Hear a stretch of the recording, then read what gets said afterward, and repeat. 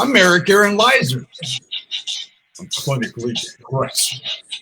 Angry all the time. Slightly crazy. Genius Pisces.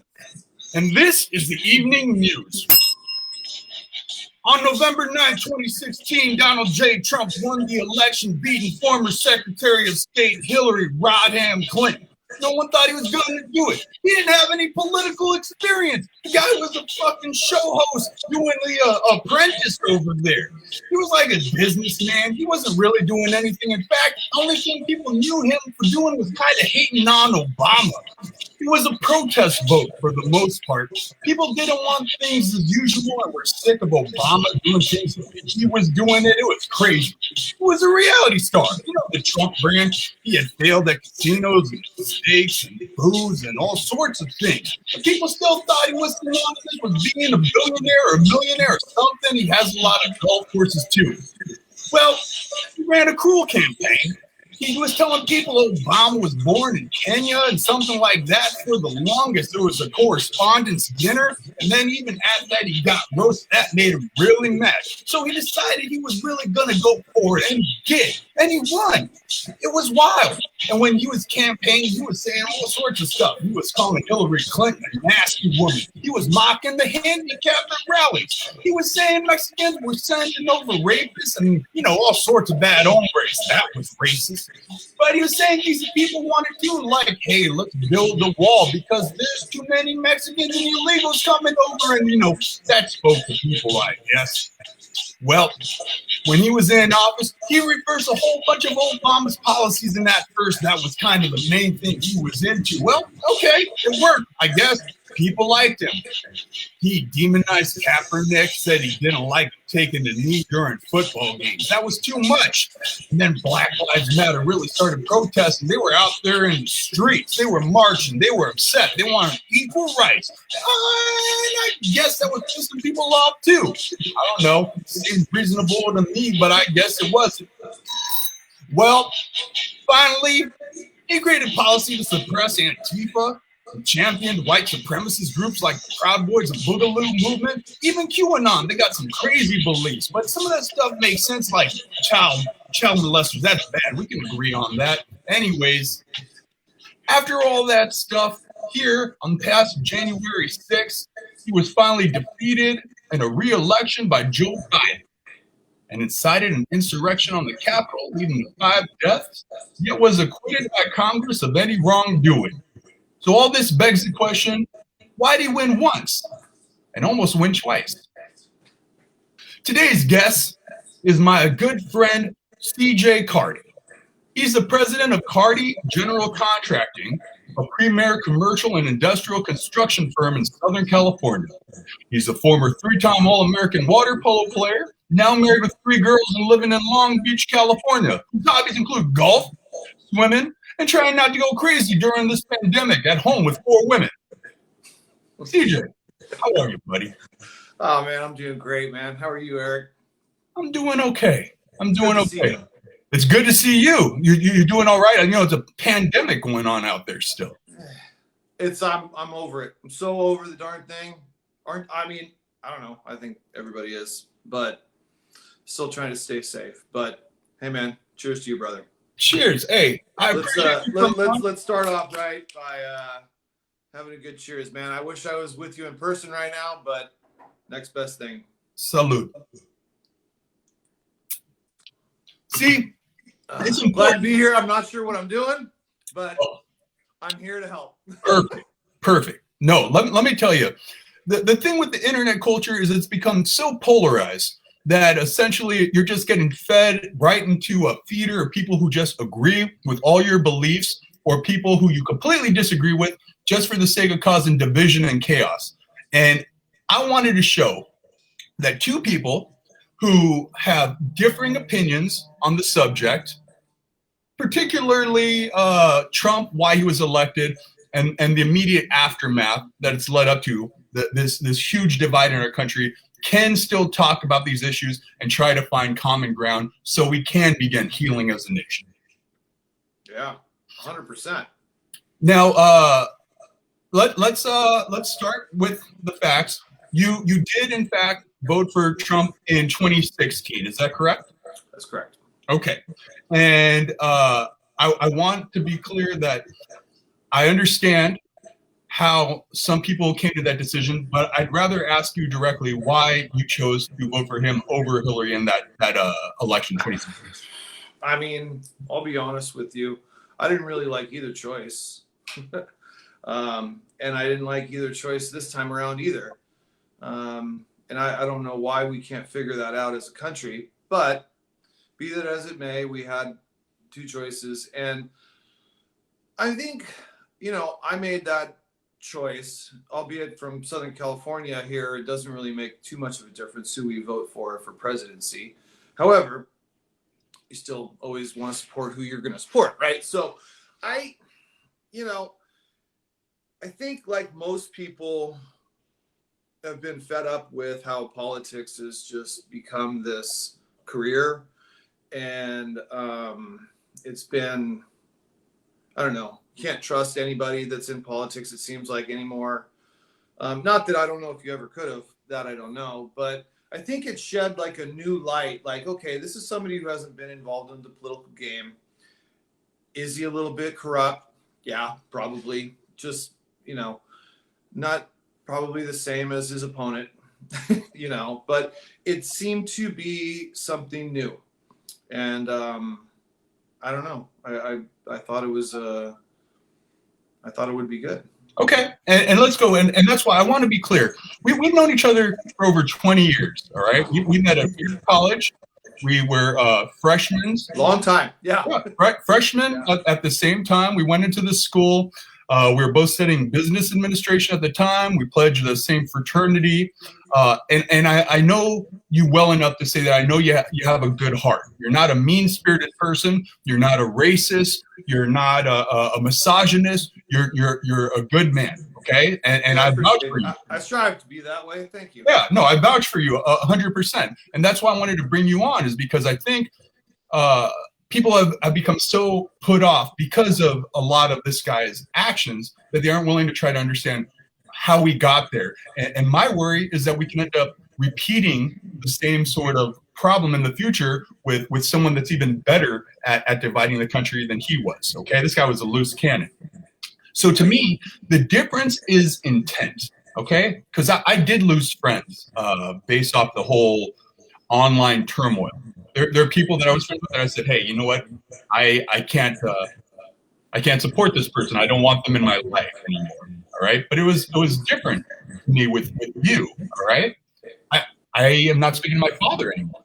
Right. Okay. Like he's at a point now where I said, well, okay, this guy has some latent hate in his heart, or some sort of tendency towards wanting a strong man in leadership that I can't identify with. I can't have in my life.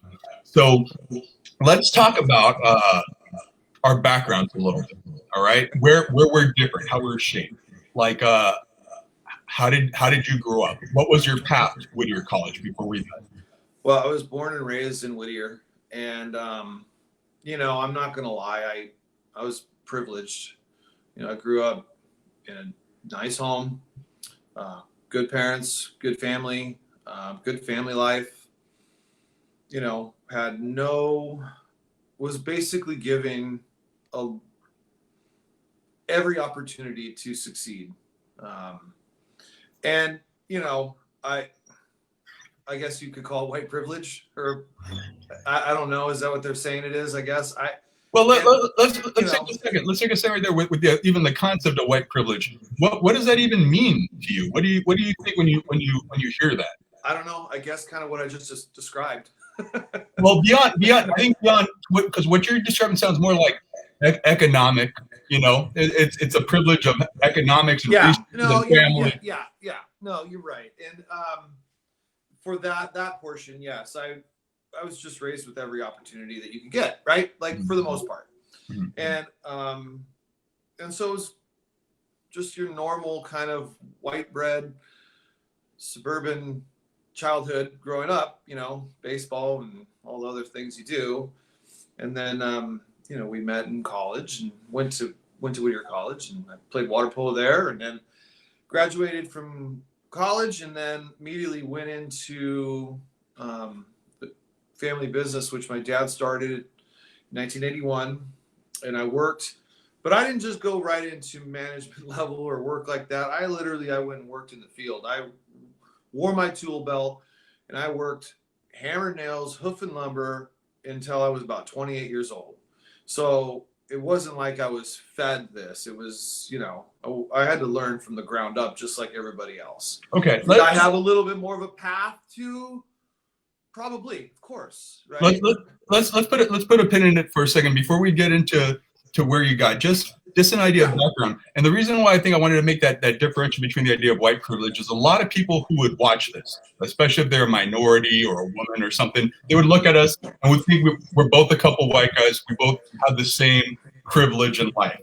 And I think that in and of itself is part of the ignorance of trying to distill these things down into a catchphrase. And listen, I'm going to make those phrases, and I'm as ignorant as they come with them. So I want you to stop me and say, let's talk about that. So that's good because, you know, I was saying it based on economics pretty much only. No, of course. But see, it's like, okay, so the difference is there are times where, you know, I might be able to get out of a ticket or something like that, or might not get viewed the same because I'm a tall white man, or I can go into a room and start speaking with authority and people might listen because that was kind of the structure as it was set up. But the difference in background is I mean, I come from a broken home. I went through multiple homeless shelters when my mom left an abusive relationship. My mom ended up becoming an alcoholic. I'm the first person in my family to even put myself into college, trying to go through college. I paid my own way. I have to cover my own loans. When I got out, I received no help. Still, I'm talking about when I say no help, I mean like I didn't get holiday presents. I wasn't getting birthday presents. Okay, like it's another level. I didn't have my own car until I think I hit my 30s. I was taking a bus for 20 years. When I got out of college, I had to be a waiter for 10 years to make it work, and a bouncer. You know, I had to figure out ways to. My parents didn't fix my teeth when I was a kid. I had to live most of my young life with crooked teeth, and only finally got them fixed on my own dime when I turned 40. There's a difference. That's why I take some umbrage when they just say white privilege across the board. It's not a monolith, just like Black people are not a monolith. There are a lot of different experiences, a lot of different things going on. And then even bringing it down to white and Black is ignorant because of the array of other cultures that aren't being brought to the surface just yet. So I don't know. Let's just use that as an idea of how it shaped our perspectives. You know what I mean? Going forward into everything else. For sure. What I think comes down to is more so where our common ground lies. You know, our common ground. Well, as a nation and as a people, and I you know, for me, I think it comes down to ethics and shared values. You know, it's either like when Trump was saying he could go out there and shoot someone in the street and still not lose a voter.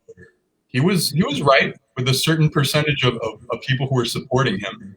And that's where I think it comes back to me. It's like the idea of if there's religious hypocrisy out there amongst people that aren't acknowledging, like they did like the golden rule, pretty straightforward, right? Pretty simple. But what does it mean to you when you hear ethics? I'll be honest, I don't even know like where things sit now and how to even, you know, to get back to respect, because it just seems like it's been lost. Like respect for somebody, just your fellow neighbor, brother, whatever you want to call it. Just there's just this whole level of people just, I feel like, not being kind. And it's so easy to be kind. It takes so much energy to be mean. And that's what I always tell my kids. I was like, it takes so much energy to be mean. Just be kind. It's so easy to just be kind. But the problem we're having is people get so worked up because somebody has a difference of opinion about some topic. And I don't care what the topic is. It could be anything.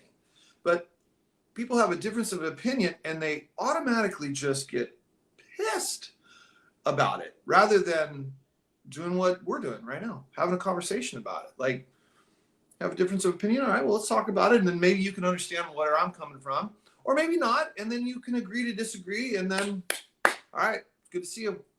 Till next time. And, you know, and that's the hardest thing. And I think it gets amplified, especially with social media, because in social media, texts, emails, stuff like that, there is zero emotion that's involved in it, because you could read any sentence any way you want to, rather than if we're having a conversation talking about it, my tone or the way I deliver something may be completely different than a threaded text or a text thread. And so I think there's a lot of things that get lost in translation, and it's just kind of been spiraling for the last few years. And it's challenging for somebody like myself who leans a little bit more conservative, right? But socially, I'm very liberal. But it makes it difficult for me to have any kind of comment on a thread that has any kind of controversy on it at all, because I just get blasted. Just like literally just the other day, somebody made some post about something about the impeachment, and I was like, honestly, I think it's a big waste of time and money. Nothing's going to come of it. Let's just move forward. And man, I got blasted. And I was like, look, maybe he's guilty, maybe not. I don't really care at this point. It's like, at some point, we got to just wash our hands and let's go forward, right? Let's go forward. And I understand justice is served, but man, nothing was going to come of it. Everybody knew it. But anyways, but I got blasted. And it was like, I didn't even think I said anything wrong. I was just saying my opinion, like, hey, I don't think it's going to go anywhere. So I think it's a waste of money. Well, waste of taxpayers' money. And I hear that. I think that the biggest issue I took with anything you were saying was more when you were focusing on the idea of kindness, because there's kindness and then there's almost like a lip service, like a proper decorum. Like there is some sort of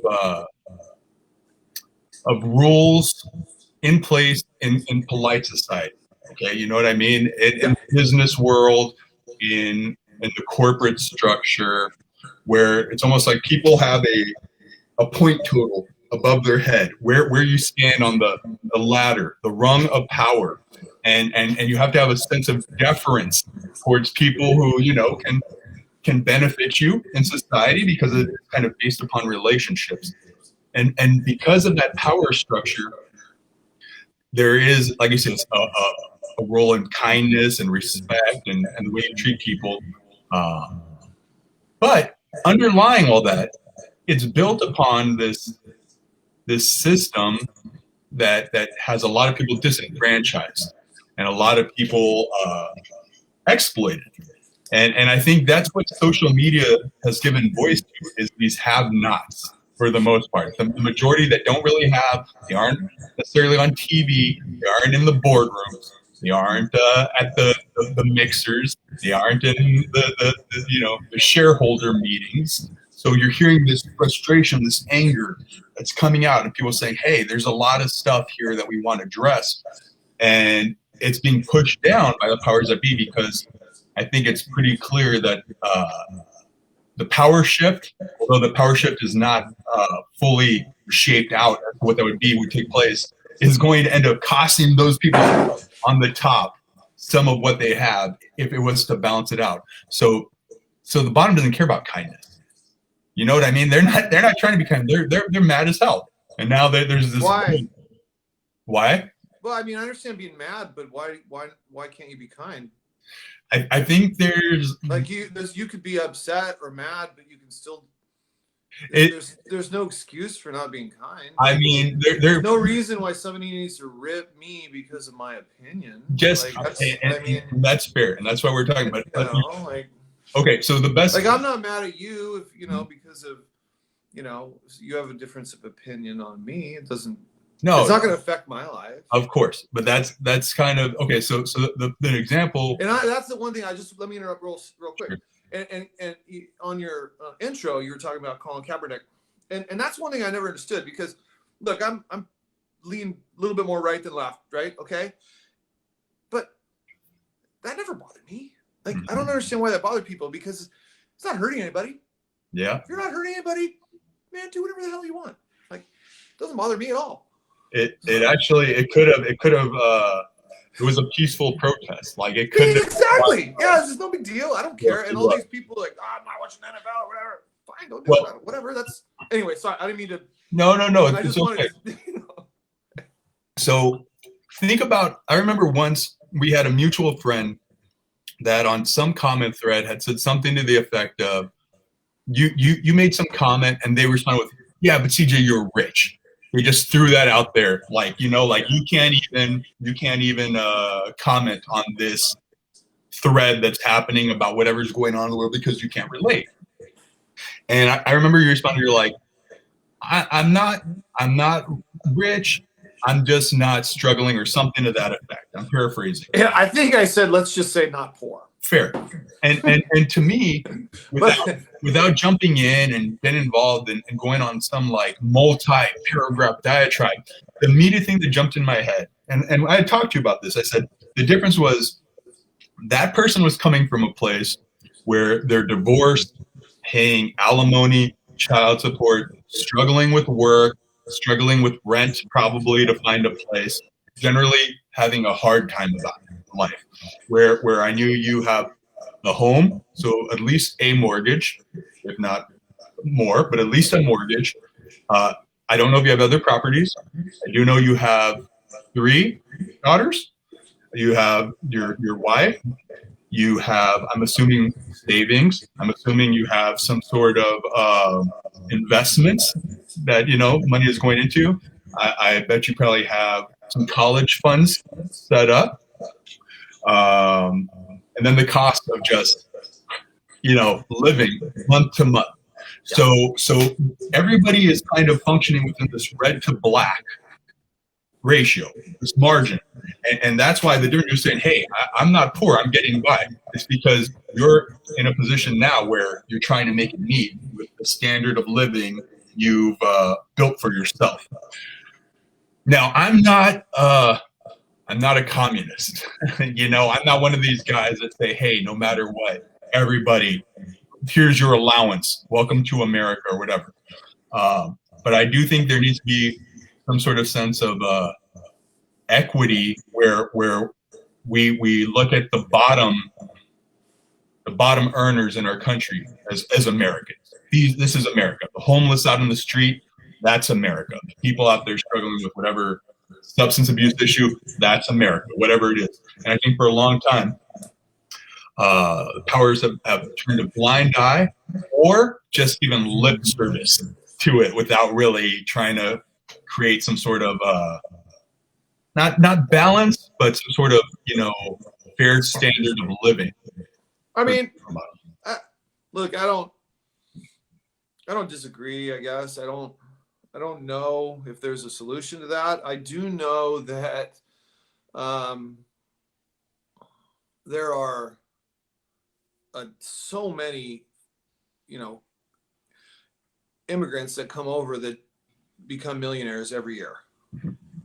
And that's the one thing that I don't understand, is that I understand that people who have rough growing up, or they are pressed against, they have disadvantages or whatever it may be.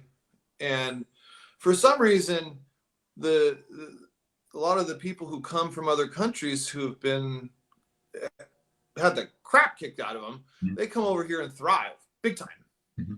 And I don't understand that. Like, why is it they can do that, but then somebody who's born here but had it rough growing up can't get out? And I mean, it obviously it does happen, but I don't understand that excuse then, I guess, Well, I mean, I think, and I'm not like mad or anything, or no. saying you shouldn't, but why is that? Well, I definitely think people who have come from certain, let's say Syria, these countries where it's been major turmoil can come and are willing to jump into the 80-hour work week life, the lack of a work-life balance, fully devoting themselves 100% towards a hustle and a grind to get some sort of money. I mean, it's definitely possible. I don't think either one of us know the exact figures with the percentages, you know, to who's making it and who's struggling. It's both out there. I think what's more important, because I agree, it is possible. That's why I'm telling you, I'm not a communist. I think you know, you should be able to earn based off your merits. I just think it's fair to have a standard of living for these people who are just trying to get by, who don't have the ability, because we are the wealthiest nation on earth. How do you do that? Well, let's work our way up to that. That's a whole other conversation. You know, that might take 15, 20 minutes in another time. So, but it's on the docket. We'll get Got there. it. All right. Okay. So let's ask this though: who benefits from this division? Okay, if we do live in a corporatocracy, where does this division stem from?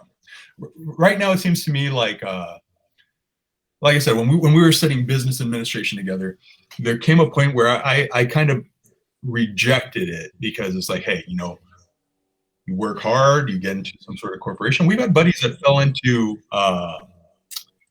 positions in Silicon Valley, early thousands. You know, they just started falling because they lived in San Jose, they lived in the Bay Area. They just fell into Twitter, fell into Yahoo. Bastards. No, and then it's great, you know. But when you have a power structure where there are billion-dollar corporations, and our government is, everything's kind of predicated on money, connections, power. Like when that's just sort of the system that's in place, and it just sort of seems like the money is being funneled to a select few, like the Ivy League type, you know, network. I mean, I don't know. Look, I went into business. I always studied that because I wanted to run my own company. Mm-hmm. That was my whole thing. Is like I saw growing up how my dad was and my mom, and again, I was lucky, but I saw how it was. My dad was flexible with his schedule. He never missed any of my water polo games, any of my basketball games. Like, he coached a lot of my stuff growing up, you know, in Little League and all that stuff.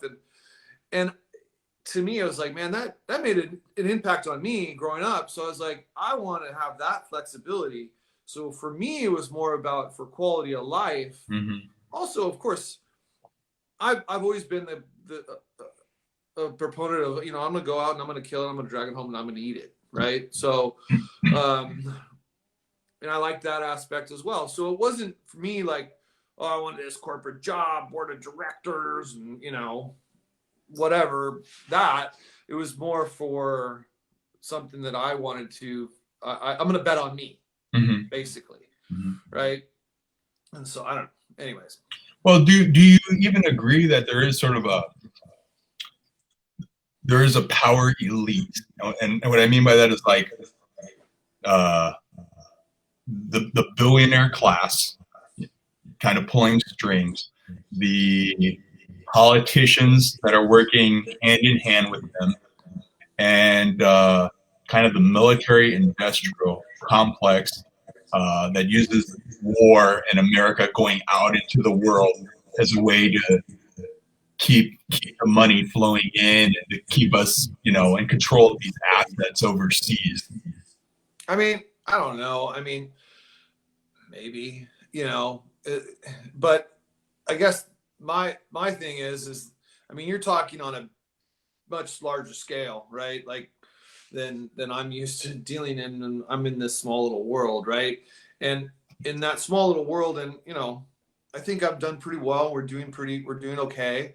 I don't think it's as hard to break into something like that than I think what you're talking about. What you're talking about is probably at the top 0.1%. Well, I'm trying to talk about the systemic cause of a lot of this division, this problem, because I think to maintain that power and that money and the system that you're talking about, so you're directly benefiting. At the beginning, when it said, "Hey, oh, maybe there's this white privilege," I said it's more than just that. It's a socioeconomic thing where you were born into a race that's been happening since the country's inception.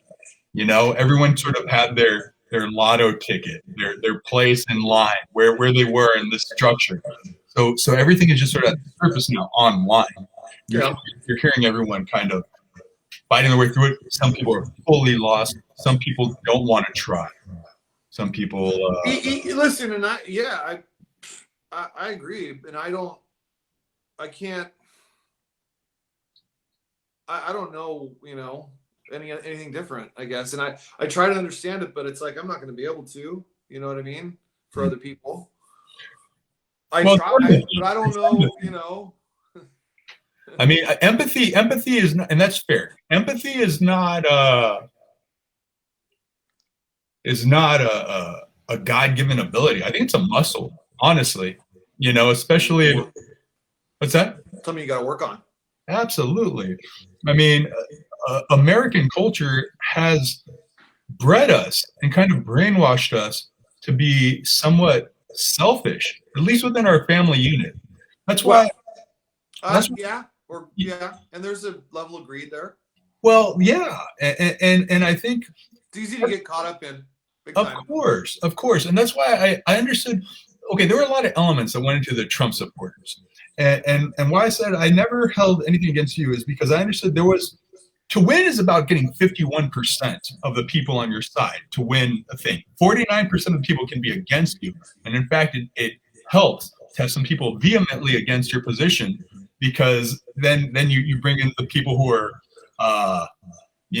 make the liberals cry, that crowd type thing, the anti-Obama crowd. You just bring them in automatically. You also have people who don't want their taxes raised so they can focus on creating a savings and a life for their family. That's kind of what I was getting into when I said, there's a generational aspect of where you are in this positioning: bottom rung, middle, top, etc.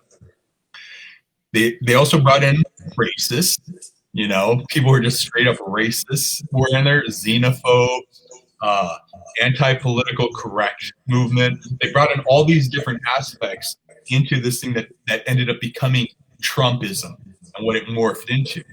But I always understand. My wife is a Republican. She's from Orange County. She's fiscally conservative. She's Catholic and has conservative values. Like, all that is there, and I married her. Yeah, I she's one of the kindest, maybe the kindest person I know. Like, I was like, wow, okay. We disagree about stuff. She did not end up voting for Trump, but I don't think she voted at all. Right. Yeah. So, but when I'm talking about these bigger things, like systemic things, for example, voter suppression, gerrymandering, there's a reason these things are taking place, to keep the power as is, the status quo. And I think that that's purposely, because to have things as they are, it's on the backs of the have-nots. Like I said, we're going to spread out some of this money. And you're saying, where does it come from? Tax the billion-dollar corporations, tax the NFL, tax Coca-Cola, tax Amazon. It could be a flat tax. They do. Okay, but I'm just saying, spread it out. There's got to be ways to spread out the money. That's just not happening. I mean, we already have a progressive tax system, mm-hmm. And I don't know. Maybe you could do something on a certain threshold, but of earners, I guess. But the thing of it is like, the way it's set up now, if you were to tax let's just take a step back. Listen, we're all broke, right? Just at different levels. Mm-hmm. Like, for the most part, most people are. Okay, even the people who make a lot of money, Well, they're leveraged in other ways. okay. And most of them they can fall, and they can fall hard. Okay, a lot of times they pick themselves back up. Sometimes they don't. Other people are smart, right, with their money, and they make sure they're covered. But if you up the top tax bracket, okay, you're hurting a lot of people that make a good living, okay, but aren't by any means killing it. Are you talking about over 400,000? What are you talking about? Yeah, about 350. Mm-hmm. Okay. Yeah, because I mean, shoot, you live here in California, man. That's good money, right? But you have a $1.5 million house, you got a mortgage, you got cars, you got 3 or 4 kids, you're saving for college, you're doing all these other things, you know. By the time you turn around, then you like, oh, awesome, man, I saved some money this year. And then boom, you get hit. Mm-hmm. You got to pay an extra $20,000, $30,000 in taxes. It's not fun, mm-hmm. you know, but the people making $300,000 to $500,000 a year are not the people you need to be going after. I don't know. I'm not a tax person, but I just know it's like I don't want to pay anymore.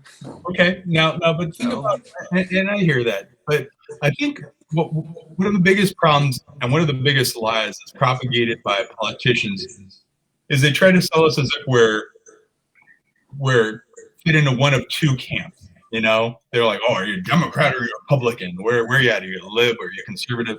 And we aren't one or two things as a nation. We're 20, 30, 40 things, 50 different things, okay? But even the conversation we're having now, Trump had exploited like the individual challenges of the beltways.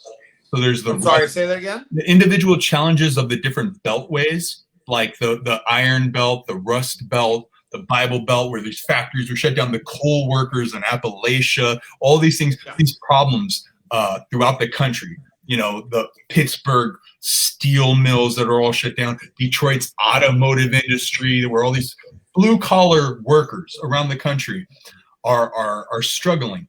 The Bible Belt, where they have these fundamental values and they feel like they're being challenged by, you know, a leftist agenda promoting, you know, transgender restrooms, and are there going to be men in their daughter's bath? Like all these things are being exploited because they're acting like it's a one size fits all solution. Yeah. Where honestly, I feel like we're a series of territories that have very different and individual experiences. I mean, we only got the internet, 15 years ago or something like that. Before that, you know, the train came 150 years ago, maybe. Like people weren't traveling.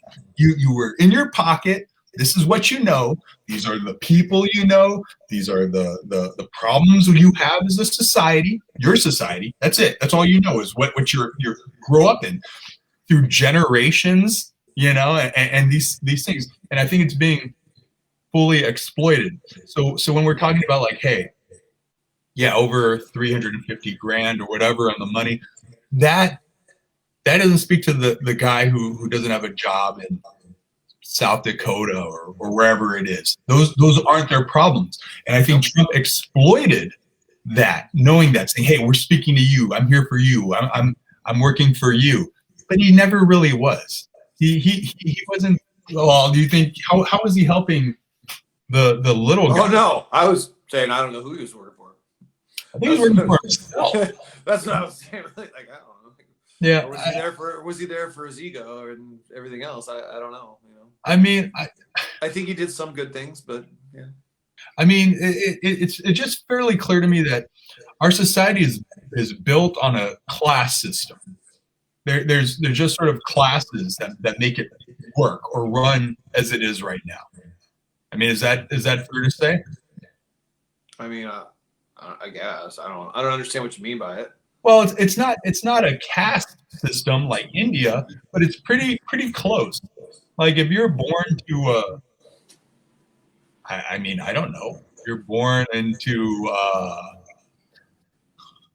a crack addict or a drug addict, and you're living in squalor. It's going to be harder to get out of that system.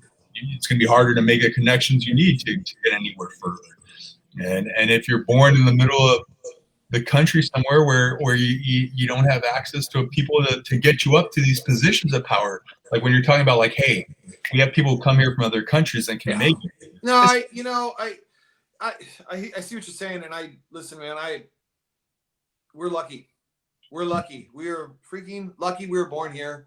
We're lucky. I'm lucky. I was raised the way I was raised, and that's why, like, immigration. I've never had an issue with immigration. Like, okay, let's figure out a way for it to all work, right? A work program or whatever it may be, because we're just freaking lucky we were born here. Like, if I wasn't born here, I'd probably be doing the same thing, trying to get my butt over here to do better for my family.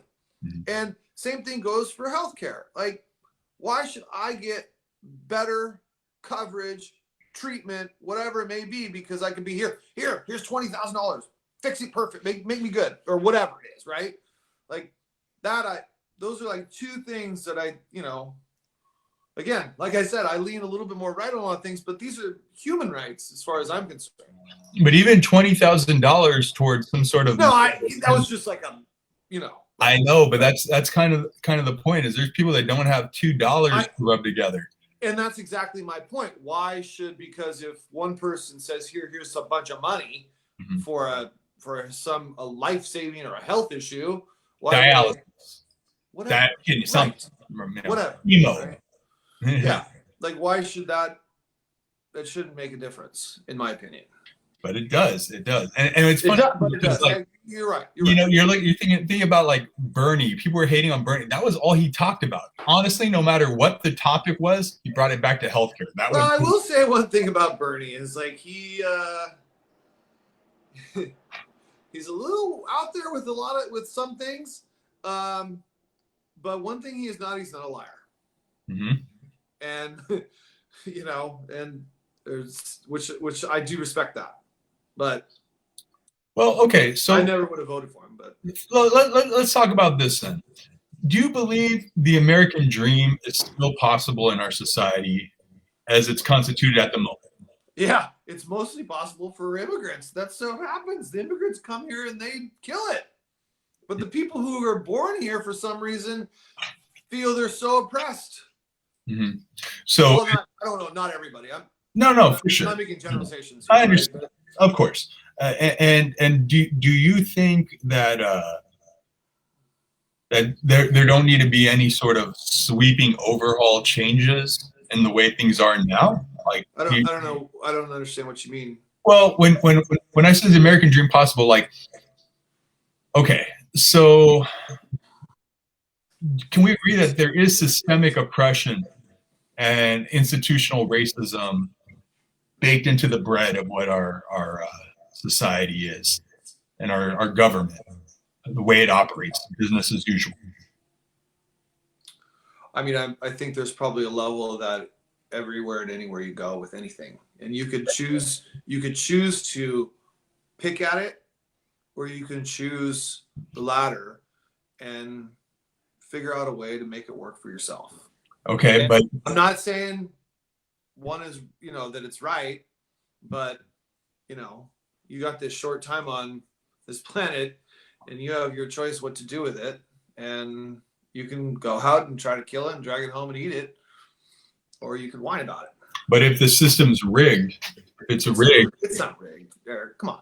I mean, if it against well, I mean, if you the whole Black Lives Matter movement was about saying, hey, the 13th Amendment was set up because slave labor got taken away, so they wanted to find a way to make it legal, which was within the prison industrial complex. There are things like that are big issues that were put into our Constitution when things change, because we do come from, a history of American atrocities. Just the way, where it started.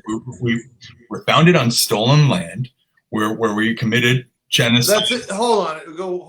Yeah. Yes. Okay, I'll give you that. Founded on stolen land. But you're talking about a time when it was kill or be killed a lot of times, and it was like, I'm going to claim this is mine. I mean, that was but that's also the colonizer point of view that we learned in the history books, because we were descendants of the colonizers that came here. So we lost it. If you were just one of these Native American tribes, which is funny, because you think about it, they're on the names of all our war helicopters and stuff now. Comanche, Black Hawk, all these things, Cherokee. It's like we wiped these people out, and then we named our military stuff after them. It's like if in Germany they were naming tanks like the rabbi. Like there is some semblance of that, where it's just like we decimated people that were just living. That was funny. Peacefully, you know what I mean? But at the same time too, the black people that are here now, American black people that came as descendants of slaves, that don't know where on that continent, that huge continent of Africa, what country, one of the however many 20, 30, 40 countries in that continent that their family is from. The reason why they had problems swimming was because when on some of the coasts in Africa, they were told not to go swimming because they're getting picked up by slave ships. These ships that were going to try to colonize the New World, different areas of the world, all over the world. So that's part of our history too. The Chinese slave labor that ended up coming for the gold rush and ended up building our railroads, our war with Mexico to take Texas and land and to claim, Mexican land as our own. There are all these atrocities that have been committed and minorities that have been oppressed that we don't even talk about, let alone try to come to some sort of restitutions to make amends, to say, hey, it's Black History Month. We'll talk about some of this stuff for a month and then sweep it back under the rug. Or now it's Latin History Month or Women's History Month. That's not enough to help us move forward, so there is more equality in the pursuit of the American dream. Okay. I mean, even when they say land. I don't know. I mean, I don't really 100% agree with you on a lot of that, but I mean, I see your point. Well, why? Saying, like, it's. I get it that there was land taken and stuff like that, but throughout the history of time, there's been land taken from all other countries to other countries and wars and things like that. And that's just the way it was. It wasn't as civilized, and there wasn't as many people. So you'd come and you'd be like, all right, well, this is mine. Got it. But because it was a different, but also from that organization and order was found, which promotes the country we have now, as far as, technology and innovation, and you wouldn't be there. Okay, but so there's a couple different things. Yeah, imperialism, the crown. You want to grab another one? Yeah. Okay. Get good. Okay, I'm back.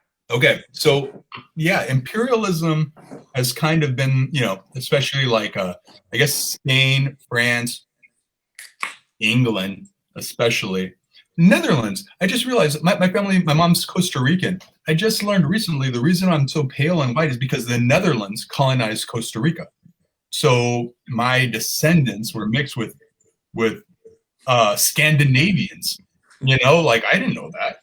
But that's why Costa Ricans are like a white, fair-skinned Latin people. I'll be darned. Same thing, Philippines. My wife is Filipina. They were colonized by the Spanish.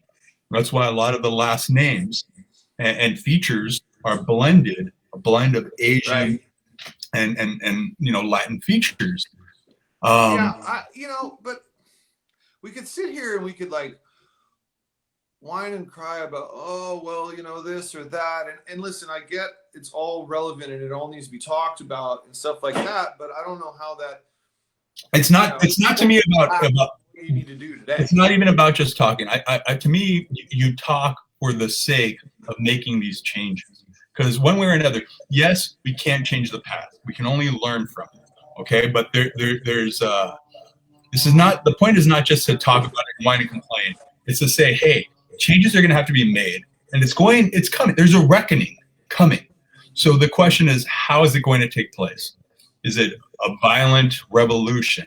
Is it a peaceful transition into something where people feel like it's a more equitable system, where the oppressed, Well, let's talk about that equitable. Okay, so let's talk about, we talked about Native Americans, the reservation system, for instance. I don't think they have full constitutional rights on these reservations. Yeah, that whole system, I don't know. It's so messed up. Messed up. Yeah. So messed up. I mean, that's one. And that's separate from the bottom 100 cities. I mean, it is the only country is like, okay, we're going to take it, and then we're just going to be like, okay, you know what? Here, you can have this part. Well, no, I don't think that's true. I think something similar happened. Well, you would know. I mean, you're so good at history. I'm not. Well, okay, Australia, when England took over Australia and colonized that as a prison colony, we were their religious extremists. They're Puritans. They sent us there. Yeah. They sent their prisoners to Australia. They took over the edges, the rim, the coastal area of the island of Australia, and forced the natives, the Aboriginal people, to the center. Right. It's similar situations where it's been kill or be killed for a lot of history. But that's animalistic. If we're living in a society. Well, yeah. So let's talk about our animals. Fair, but let's talk about the bottom 100 cities, communities. Flint, Michigan had a whole thing with their water.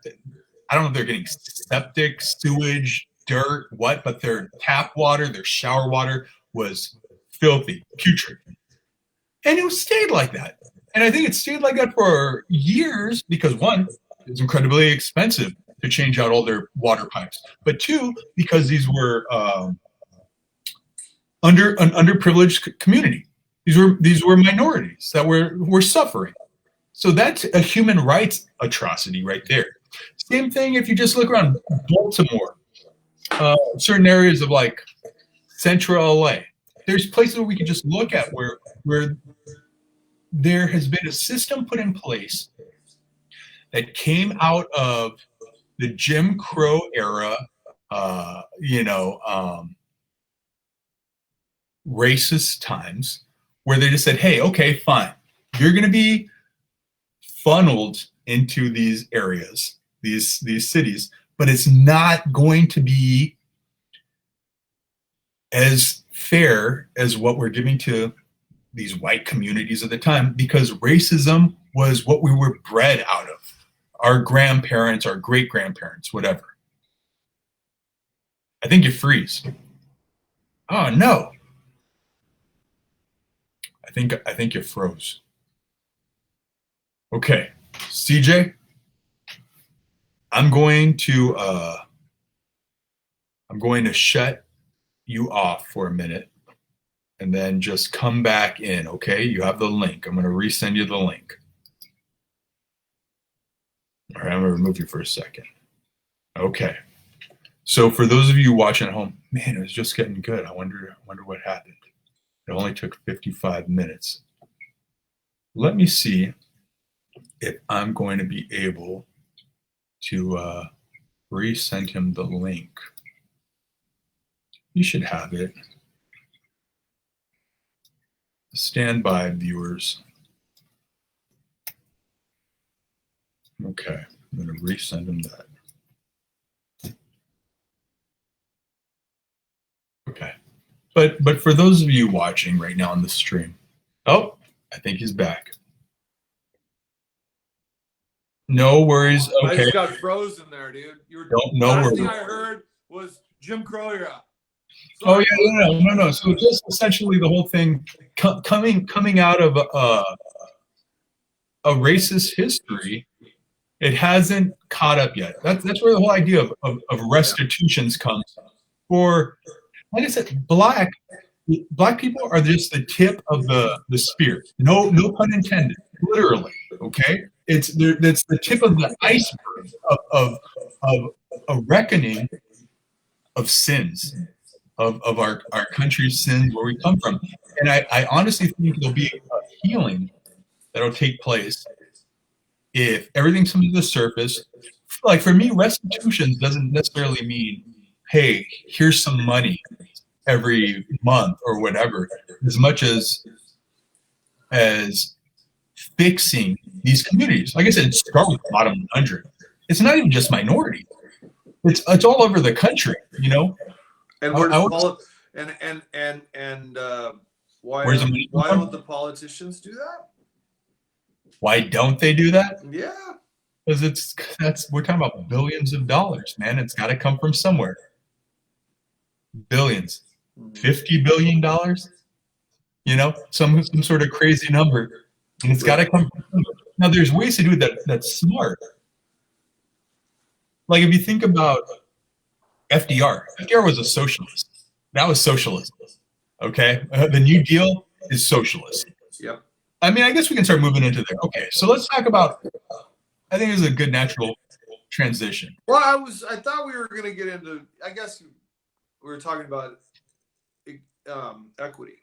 Yeah. Well, okay. So equal rights, equal pay for women, equal rights for. Okay, go back to equal pay for women, and I'm not against equal pay for women, obviously, but sure.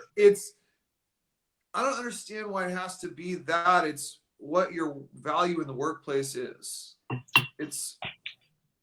I mean, it's not equal pay for linemen versus quarterbacks.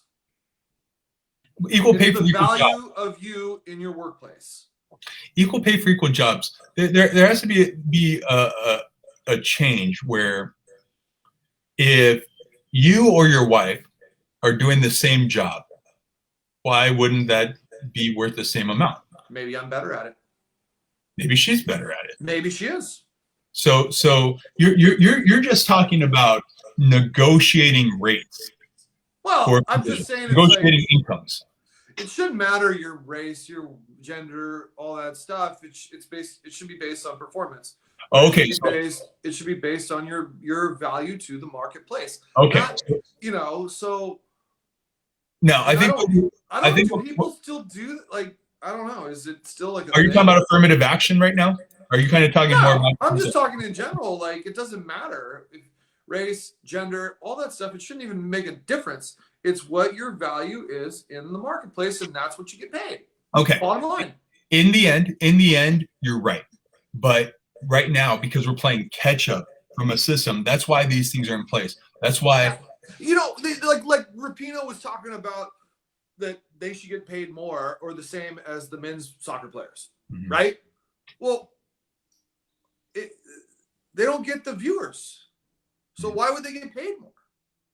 And it's nothing against them, but why should they get paid more? Because it's not as in demand. It's just like, it's basic economics. I don't understand the whole, like, supply and demand, right? Am I not? Women's soccer versus women's soccer is better sometimes. Listen, I agree, but you got to look at the metrics of it or the analytics, right? Not just what you and I think. No, I don't disagree with you. I kind of like it better myself, but you know why? It gets us money is because it makes less money worldwide. Because of sexism. Worldwide, that's why.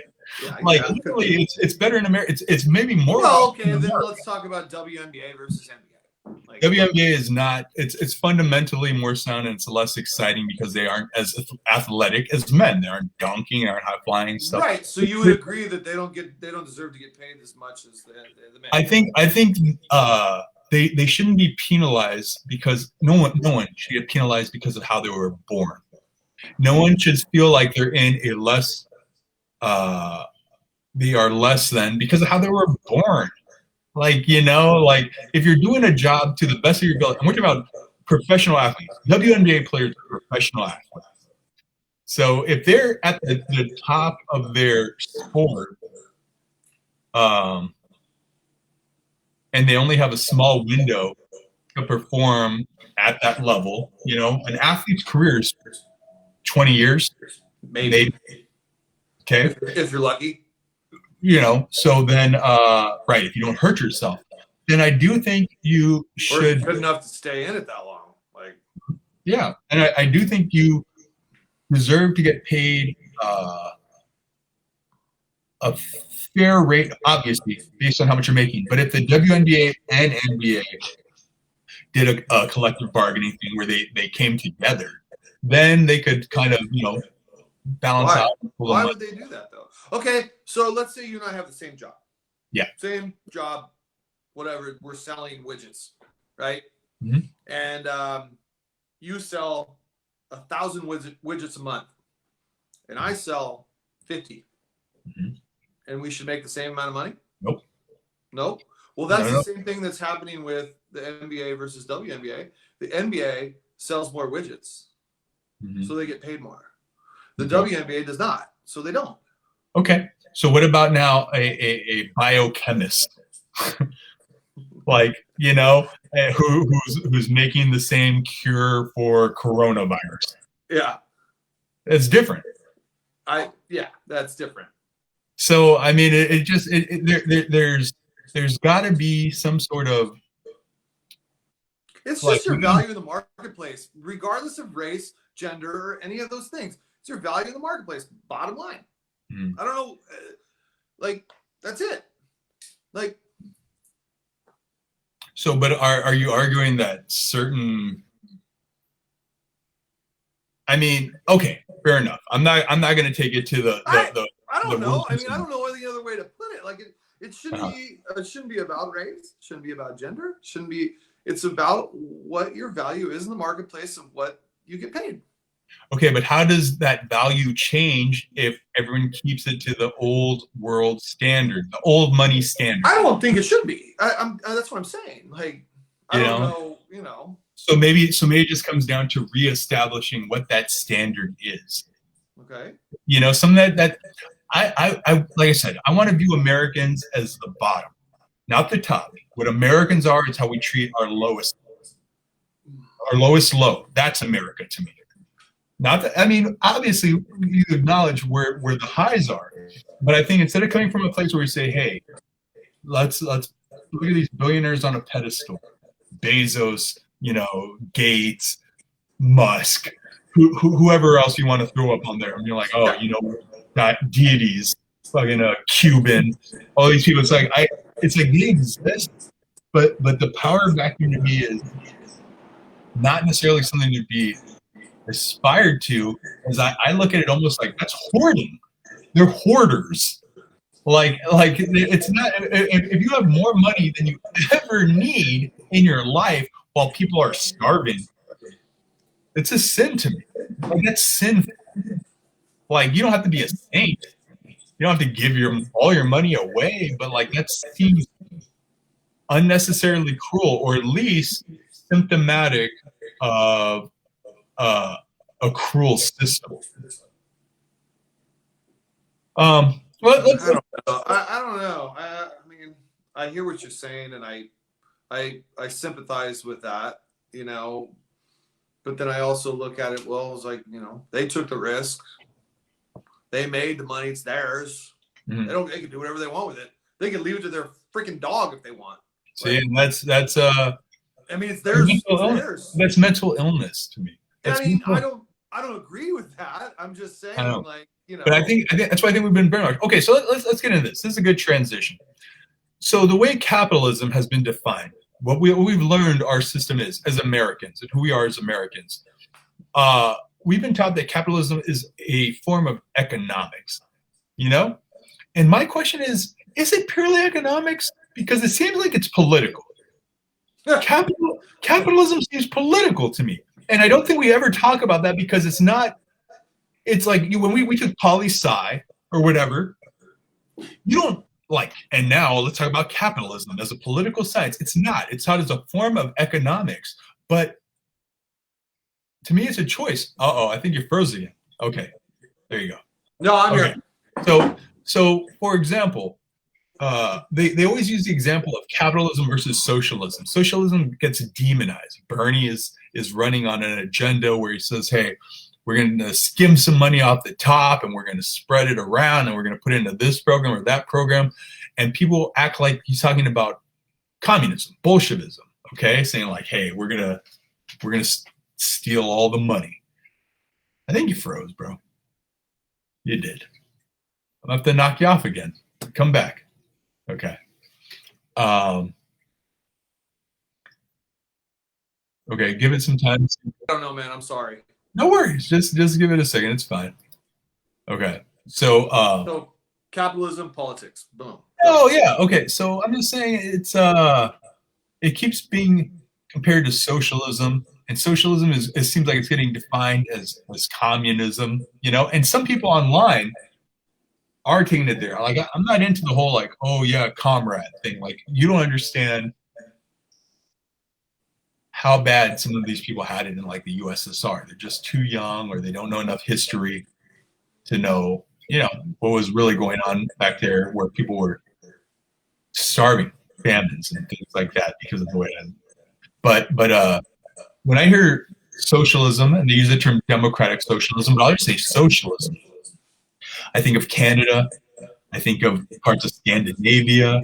I think of places where they have universal health care, where they have, you know, you could have a 4-day work week, working 10 to 12-hour days, 4 days a week, where you have paid 6 weeks off in the month. Like that's what I think socialism. People in other parts of the country or the world, I can say, that have a higher standard of life, that have paid vacation during pregnancy. That's socialism. You know what I mean? And some aspect of that seems not just promising, but like enticing. And if we have so much money, where you're saying, hey, these billionaires can give the money to their dogs, or we could live a life like that where people, if you're still making hundreds of millions of dollars and investing hundreds of millions of dollars, and it's maybe your corporation that's getting taxed 10% on the billions, or you're getting taxed, you know, 7% on your billions, and it's being reallocated, or if the employees at Amazon or Microsoft or Apple or Facebook are shareholders in the company now, that seems like progress to me. Like, where's I mean, you know, I would most of the people that probably work for Amazon and Apple, and they probably are shareholders. You know, I don't know if that's true for a lot of the warehouse workers. Like Amazon that I don't know. I mean, but see, that's what I'm kind of saying. They have the ability to be. Yeah, you can go buy. If they have the money, maybe they're living. Maybe they're like, how much is a share of Amazon? Amazon's like $3,000 or something. I don't know. It's wow. Okay. Yeah. So it's not possible. Apple is trading at 135.37 a share. Okay. $135. You can buy one share. So okay. So I mean, it is absolutely possible, but I don't think, you know, I only started investing in my 40s, where I really started getting into the market. Okay. And I missed a lot of opportunities where I saw stuff coming and I missed it. I know. Yeah. Right. Beyond shoulda, woulda. Yeah. Beyond me. Me too. Okay. I mean, I saw that one a mile away and just didn't do it in time. I didn't pull the trigger. In the 90s, I remember talking about Starbucks before it became a big thing. Yeah. But right now, for anyone watching, lithium, EV, you know, electric vehicles, charging stations, marijuana growth stocks. That's right, and it's cheap. Get in now. It's cheap. So that's kind of where I'm looking at now. But I'm thinking 10 years. You know, I'm in it for the long haul. So we're talking about the different forms of economics, but when we hear politics, okay, because I said I feel like capitalism baked into the bread of our politics. All we talk about in America generally is liberalism versus conservatism, right? That's kind of the conversation: red versus blue, elephants and donkeys and shit. And I think it's a misnomer, if I'm using that term correctly, because it's a false flag. Because I have some conservative values, I have some liberal values. It's not a football team. You know what I mean? Like it's a buffet. Right? Yeah. A little bit of this and a little bit of that. No, and I think of most people are probably somewhere. You have one side, you have right and left or whatever, right? I think most people are somewhere kind of on leaning one side or the other, but mostly in the middle on most things. I would say most people, I think, are that way. But unfortunately, with politics, because it's money driven, which it's not supposed to be, they have to go this way or this way. Why?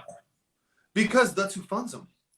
But they're both serving the same master, capitalism. Correct. Democrats and Republicans are serving the same system. Right. Yeah. And it's just lip service. Like when all these Democratic senators. Can we take a quick break? Well, I can't stop the feed. But what no, do you need I know, but I gotta go.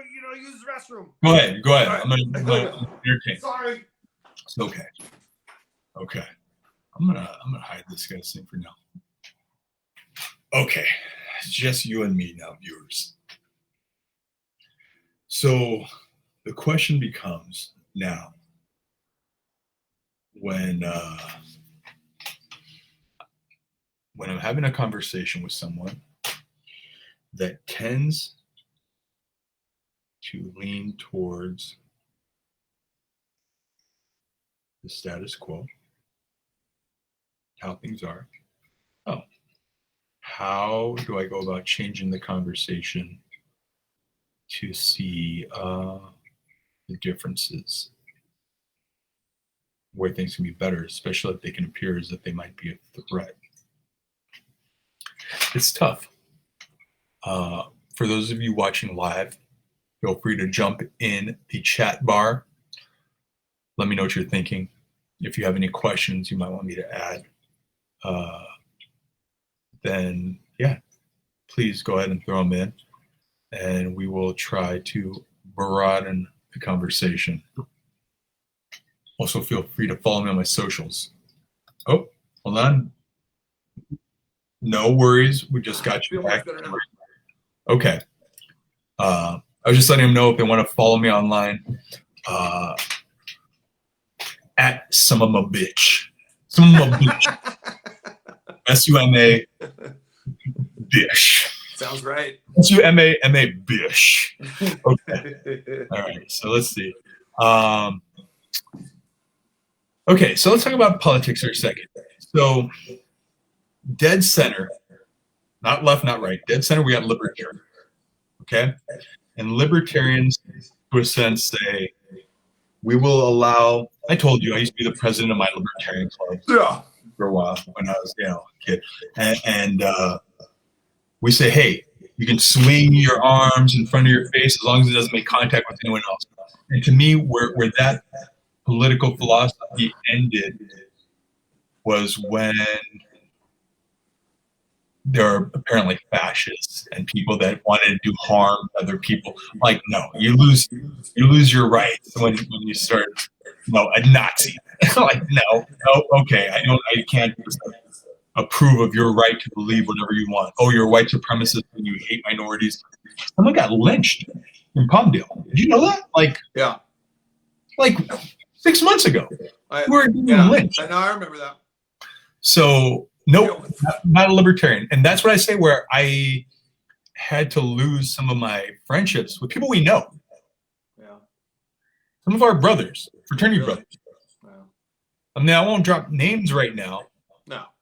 Horny toad.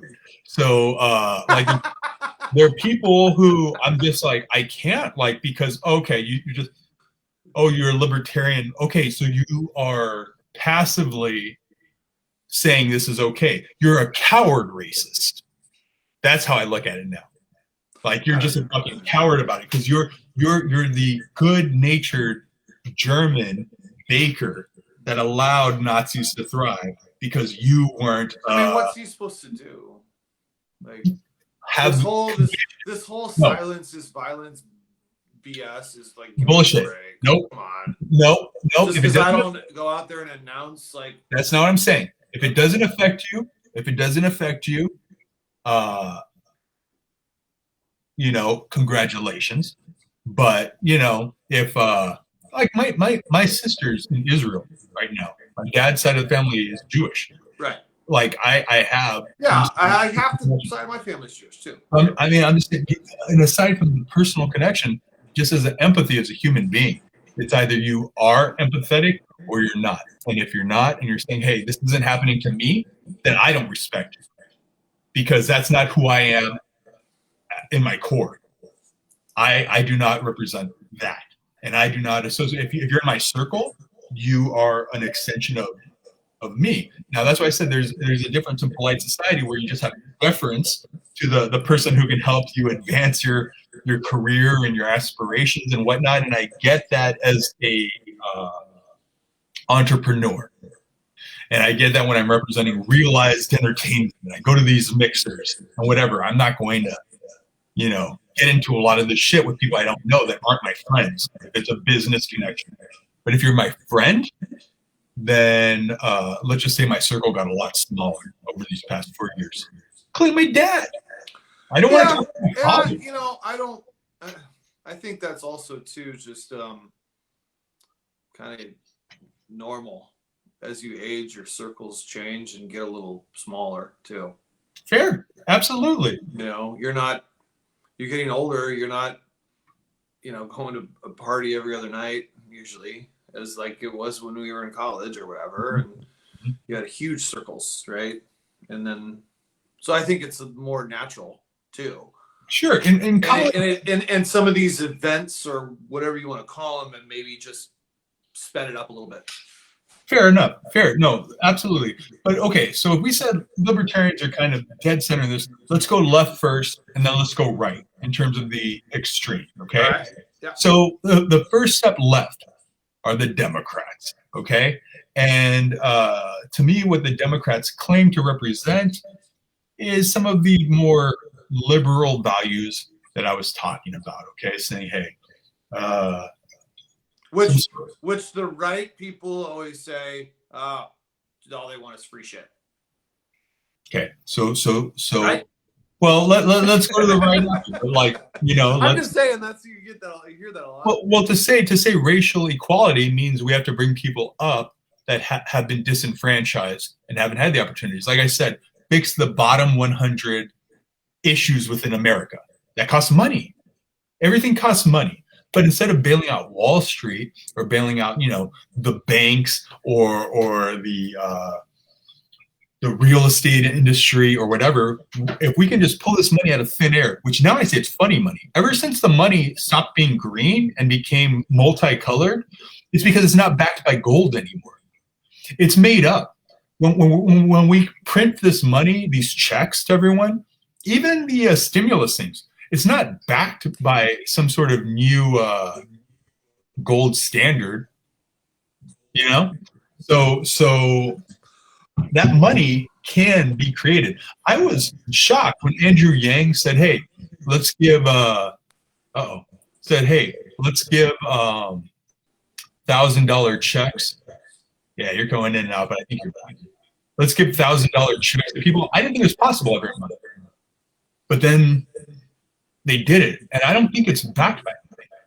I think it's paper money. It's devaluing our dollar, which is purposely going to create to inflation. So, like if you have assets, property, whatever, it helps the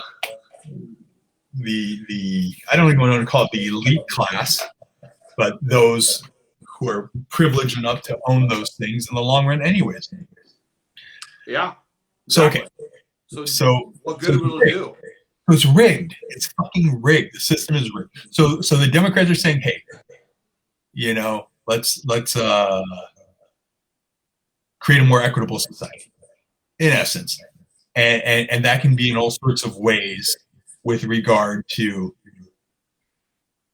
abortions and fucking gay rights, racial equality, ending these systemic things, whatever it might be. And it moves towards progressivism, which, like, I'm not a Joe Biden fan. That guy doesn't represent me.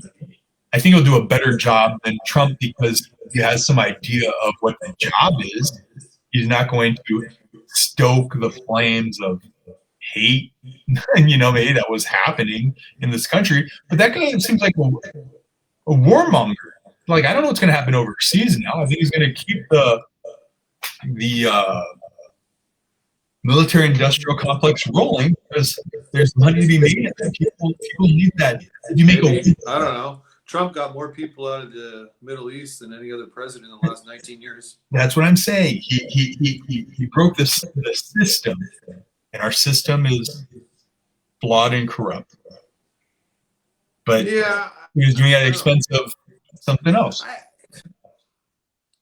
Okay. So keep going about. Okay. So then progressives are a whole other thing. And I don't think the progressive leftist agenda works for the entire country. You can't just let transgender people walk around in the Bible Belt. I'm sorry if you're born in Alabama or Mississippi and you want to live your truth, you might need to move to the city. You might need to move to New York, San Francisco, Austin, Portland, LA, if you want to live an alternative lifestyle. It's just not going to fly in certain areas in the country. That's just where we are right now. And listen, transgender, whatever. I have no problem with how people want to live their life. They can live their life however they want. It doesn't really make a difference to me. But I don't agree with having to change all kinds of things for 0.03% of the population. Well, that's what I'm saying. Look, you're from Long Beach. You live in Long Beach now. You're from where? I'm from LA. Yeah, I've lived here for 20 years though. So it's different than, you know, when I traveled the country and I saw certain places where you're landlocked and you haven't seen anything like that, and you're all watching the same show. Yeah, you're fed different media. Your local media is talking about different things. Your religious values in the community affect conversation, the way things are viewed. We just aren't there yet where the whole progressive agenda is going to be a one-size-fits-all fix for the entire country. You know what's funny? As I was thinking about this the other day, Eric, and I don't know if you remember or not. Remember, correct me maybe, but remember like back in, maybe it was like the late 90s or early 2000s, and like the big thing was like everything had to be politically correct. Mm-hmm. Do you remember? Like you couldn't say anything anymore, right? And it was like it got to be kind of crazy. And I think like with this whole like kind of, I guess, what do they call that, woke era or whatever? Mm-hmm. It's similar to and with the political correctness, it was everything had to be PC, right? Over a few years or whatever, the good things I think stayed, and like the stuff that was ridiculous just kind of fizzled off. And I think, and I think it's a cycle that we kind of go through in the U.S. or at least, you know, same thing's going to happen with this. Like the good things are going to stay, and then the stuff that's just kind of like, okay, whatever, ridiculous, will just kind of move away, and then something else will come up. Yeah, and I think it's fair. Like a lot of stuff comes out of the Discord too. So like the Me Too movement came out of Trump, and I was grabbing them by the and you know what? So the good things out of that is going to come out, and it'll be good, you know, and then moving forward is, you know, it'll be great, but you know. Okay, but just now on January 6th, there was an insurrection at the Capitol. That wasn't the same type of. That was violent. That was a riot. They would have tried to hang Pence. Trump was sending tweets out while it was happening saying, you know, just sort of like I said, stoking the flame as it was happening to his people. They wanted to hang Pence. They had a rope. They had a noose that they made for him. And they wanted to try to get their hands on Pelosi and AOC. He would have killed them or raped them. I don't Like, know. to see that's a lot. I don't think that's an overboard statement. I mean, look, I don't agree with what happened. You can't, which is why I don't talk to my dad. It's because the day after he was still supporting it, and that was the last straw for me.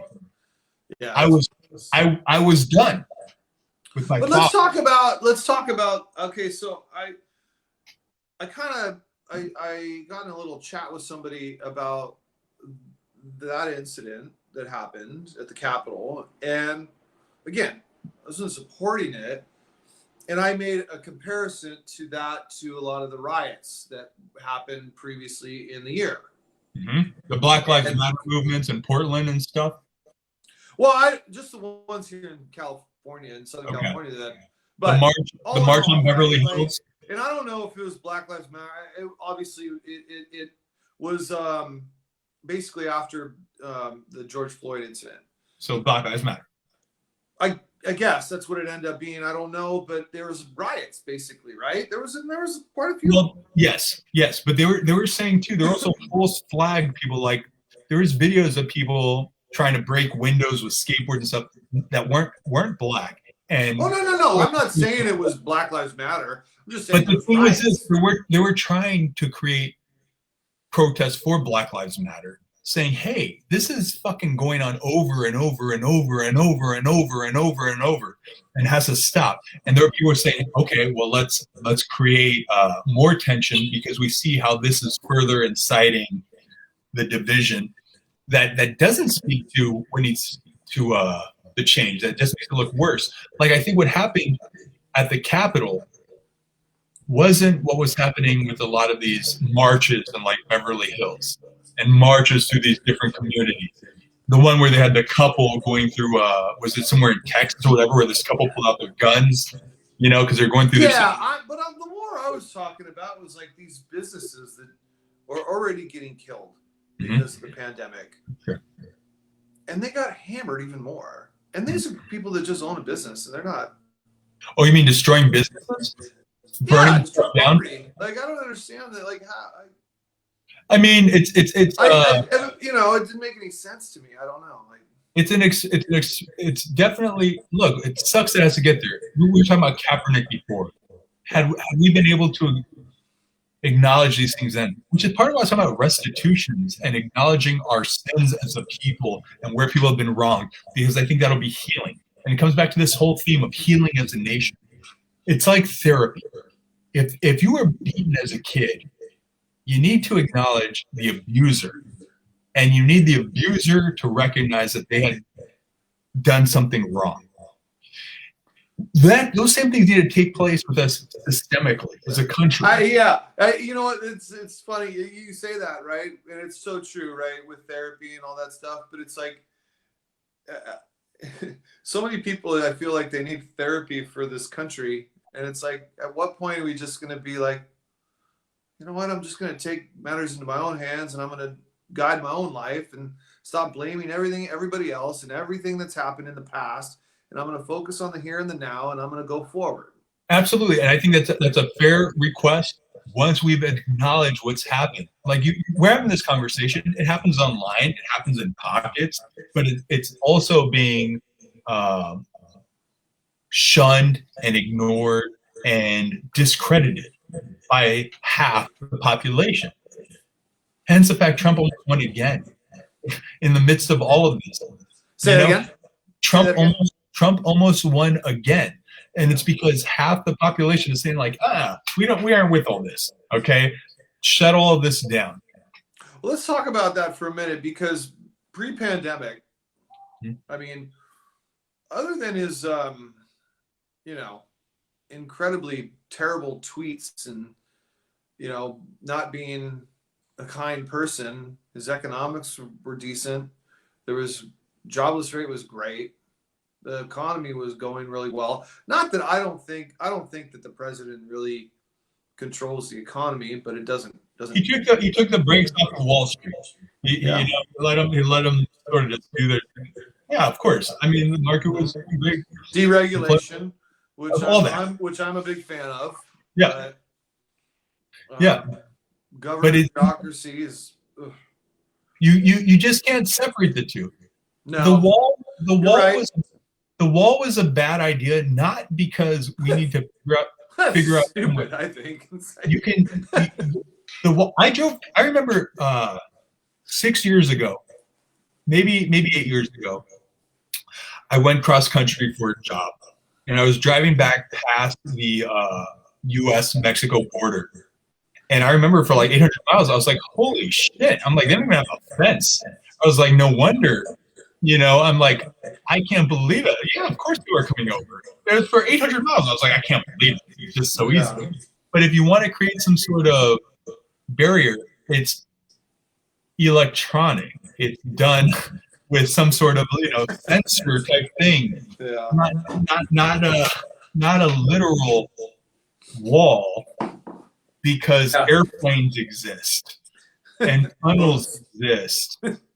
Like, it just doesn't make sense. It's too expensive. It's just not. It's a monument to xenophobia more than a practical solution. You could take a boat from Ensenada to Long Beach and not that far, not that long. No problem. Airplanes. Yeah. Like, it's just there's other ways. Okay. Okay, but just look at let's power through some of these different political ideologies. Okay, so we're talking about progressives, socialists. We're talking about that, saying, hey, let's redistribute some of this money to create some programs. Already the fire department, the police department, libraries, that's all socialism already. Medicare. Yeah, no kidding. God, Medicare. Yeah, whatever you're paying for your grandparents to have stuff, all that is already socialism. There's ways to figure it out to make things more equitable. Communism, this is all going further left. I don't think anyone, well, some people are, but like I said, that's too much. Communism saying, hey, everyone can get the same amount or whatever, that's the fear that's being fed to the right as what socialism is, and I don't think it is. And then at the far extreme is anarchism. Anarchists. And you see a lot of that in, there are some members of Antifa that are anarchists. They don't want any form of politics. They don't want a president at all. Okay? They just want to let it burn. And that's as far left as you can get. And that is obviously chaos by definition. Okay? Now let's go right from the center again. So we said we started with libertarians, going right, traditional Republicans, conservatism, conservative values, family unit, all the things 1950 right out of the 50s. If you're white, because it's not out of the 50s if you were black, unless you have some sort of internalized racism where you say, hey, I want what the white people had in the 50s, even though in the 50s your family was suffering. But traditional values. You go further right, you get Trumpism. Trumpism is a thing now. And saying it'll fade, but yeah. Make America great again. The was a great campaign, though. I will say, like, I'm getting a beer, but it was a good slogan, really. But the thing comes with again, because I'm all for making America great. But when it says again, when is this history in time when it was great? It was marketing, Eric. That's all it was. Right, but it also was a dog whistle to. It did its job, though. It was a dog whistle to the time when people felt more oppressed, because there's never been a point where everyone has not been, oppressed to some level or another. There's always been an oppressed people. So saying, hey, let's go back. For whole humanity, it's always been that way, no matter where you go. And at what point are you going to be just, okay, got it already. Let's just move forward. But I recognize it. I recognize it. Okay, got it. But like, we're not there right now. I mean, I guess there are certain things, but I don't know. Just make your best life. That's all. I think it's the work, though. It's not just it's trying to make the best society. I feel like I'm a patriot, because it's not if you love it, leave it. It's if you don't love it, fix it. You know, that's to me, that is patriotism. Like, I'm going to work to try to prove this country. Yeah, I could just go to Spain, France, you know, Costa Rica, Canada. Yeah. You know, find some other place and make a new life somewhere. Germany, anywhere. You know, figure out a place where it's like, hey, you know, start this new fun life away from it all. Or I can say, hey, there's these problems here in America. I acknowledge I see it, and I want to try to improve it because I love my country. Okay. Yeah, Trumpism, I think, instituted a lot of, I mean, all those facets, everything we've talked about, it's all in Trumpism. We already know. Monarchists or kings believe in the crown, you know, and you're just sort of stuck with that. Nazis destroyed all opposition to other political ideologies and said this is the one party. And where I think people lose when they talk about Nazis is nationalism had front billing. So when they say national socialist, right? The true socialists within that party got killed out, and that I forget what it's called. It was like the Night of Knives or something like that. They killed the socialists within the party.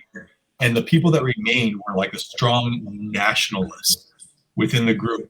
And nationalism is a lot of what Trump is about. America. Yeah, and I think that, you know, I think a lot of people followed Trump initially because that they thought that he was going to make decisions not based on political gain, but based on, you know, what he thought would be the best, and not, you know, but it didn't, I don't think it turned out that way.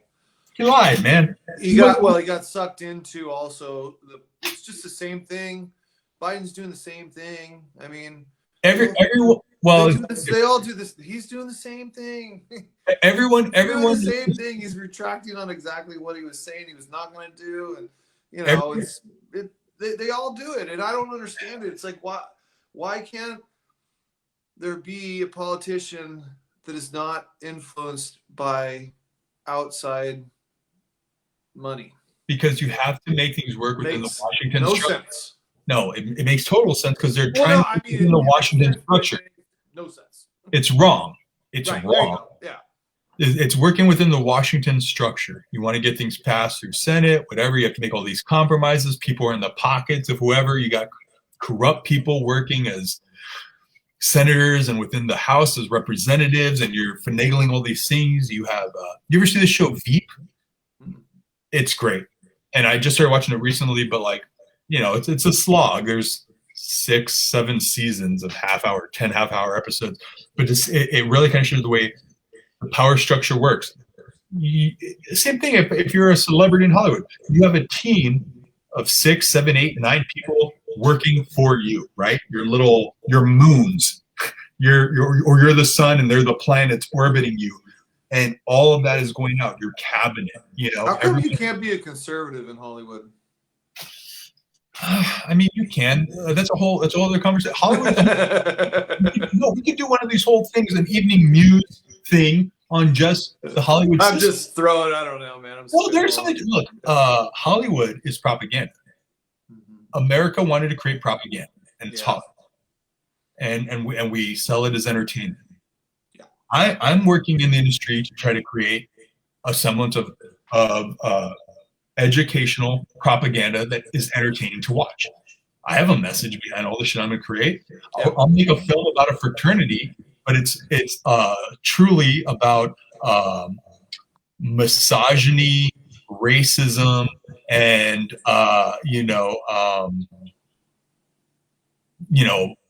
alcoholism. And it's a fraternity movie. It's propaganda. Okay? Yeah.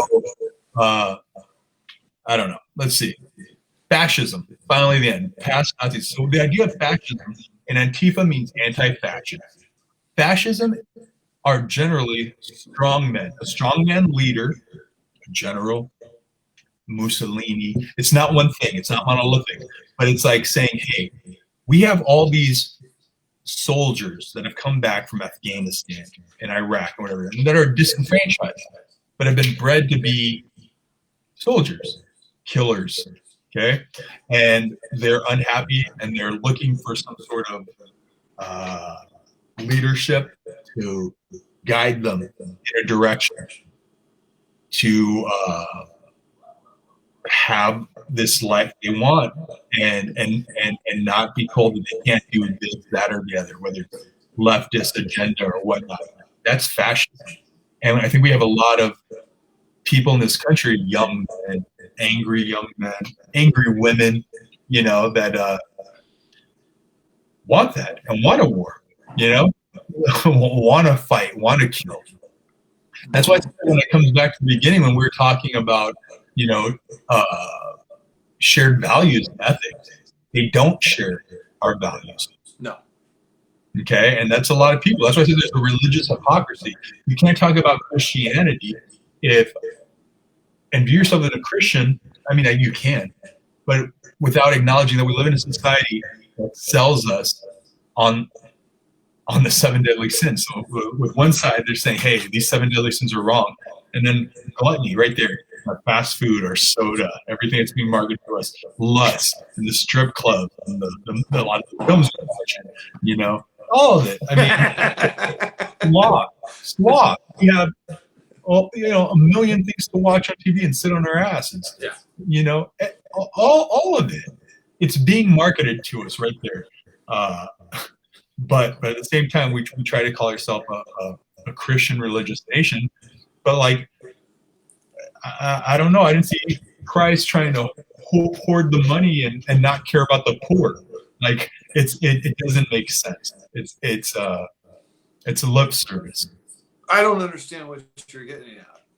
Well, I was just saying, like, I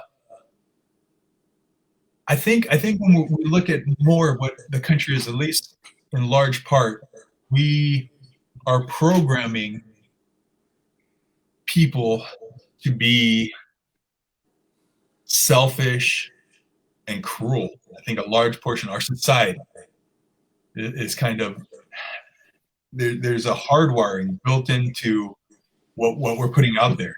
You can get something different from your family, but just large. I mean, by cruel, you mean just by trying to teach people to win?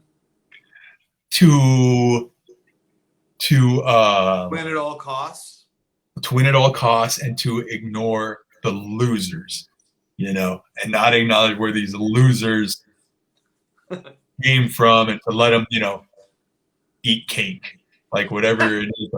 Like that's there's something that has to be. Do you really think the losers are ignored? I'm not. I mean, it's metaphorically, right? I mean, they're ignored though. Like, I think there's ignored. The homeless population in LA has only ballooned in the past 10, 20 years, and I mean, even that, like, there has to be some way to look at these problems, and it just money is going to be a lot of the answer. Rehabilitation. You think so? Money is a big part of it. Yeah. Really? I think you have to create, you know, certain like. Doesn't it? You don't think it has to do with anything about them shutting down the psychiatric hospitals? Absolutely, it does. Okay. Yeah. But that was a money decision too. When Reagan did that as governor, it saved California a lot of money to shut all that down. Things are going to cost money. It's just going to end, and that money's going to end up coming from the top. I don't know. Was that Reagan or was it it was a bill that was voted on and was passed? I don't think it was a decision by him. I know it happened when Reagan. I think it was a proposition. I know when Reagan was governor of California, not president, when he was governor, right, a lot of the mental hospitals were shut down and those people were put out in the streets. And it's funny. I always wondered about the homeless. Is like how many of them like they want to be homeless though. If you're crazy, sure. It seems, you know, you're out there in the streets. Yeah, that's good point.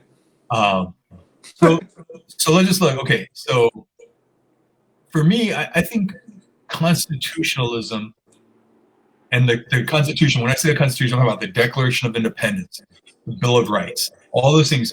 That has to be where we find those two separate items, though. Three. I mean, the Bill of Rights is tacked onto the Constitution, but the Declaration of Independence. We, the people of the United States, in order to form a more perfect union, you know, Right. life, liberty, and the pursuit of happiness. All these things have to be looked at with a fine-tooth comb and say, hey, this is a common ground. Because no matter what party you are, when you take that oath on the Bible or whatever it is, they say you swear to uphold the Constitution. So it's like, okay, what is the Constitution saying? And are we living up to its standards as a society? And how can we become closer to exemplifying what was there in the words, not just for, you know, white land owning males that had slaves and not their wives at the time. All right. Well, let's talk about that then. Okay. So what was it? Liberty, life, liberty, and the pursuit of happiness. Mm-hmm. Do you not get that? What do you mean? Who doesn't have that now? Who doesn't have that opportunity? The pursuit of happiness? That's a state of mind. No, man. It's if not if you don't have food. Why? Why do you can't tell me what's happiness for me? Food. You need food to live. It's not philosophical. There's certain basic standards of living that I just think have to be met, even if it's in a shelter, if it's in a communal living situation, even if it's there's ways we just have to have more a basic fundamental standard of living. We shouldn't have homeless out there like that. It's in a pandemic. Like that's just dangerous for all of us. They're out there in the middle of the pandemic. We're just like, yeah. I mean, I wasn't talking with that about homeless people as much as just like any regular person. I know, but that's why I keep bringing it back to the bottom. For me, it's like you start at the bottom and you keep working your way up till you find some sort of common ground. Not to smush everyone together, but just to say, hey, we have to find a way to be reasonable to everyone in the country. I don't want to linger too much on that because I think we kind of beat that to a ground. Maybe. So where do we begin mending fences? Okay, what do we agree on? What do we agree on? You think as people of two different viewpoints on this? Well, I think we agree on basic human rights. Mm-hmm. I think we agree on that. I think that we're both. I think we both at our core have a kind heart, and I think that we don't want to. But I don't think we agree on. I don't know. Maybe equity is a little different in our views. Mm-hmm. Could be. I don't think we're far off. I think money is where we differ on opinions on, and redistribution. But I think the basic human rights that we do agree on. Okay. I mean, correct me if I'm wrong. No. I think it's fair.